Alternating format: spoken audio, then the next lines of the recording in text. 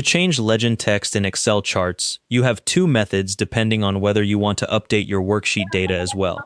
Start with the simplest approach. Edit the source data cells directly. Click your chart to identify which cells contain the legend names.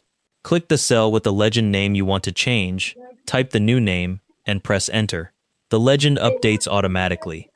If you need different text in the legend than what's in your worksheet, use the Select Data dialog instead. Select your chart and go to the Chart Design tab. In the Data group, click Select Data. The Select Data Source dialog opens. Find the legend entry you want to change in the Legend Entries section and click Edit. In the Edit Series dialog, type your new legend name in the series name text box and click OK. Then click OK again to close the Select Data Source dialog. Your legend now shows the new name, but your worksheet data remains unchanged. Here's a useful tip.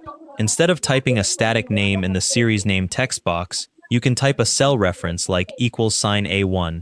This keeps your legend linked to that cell, so if you update the cell later, the legend updates automatically too. Another tip is to use method 1 when you want changes to apply everywhere, and method 2 when you need independent control over legend text only.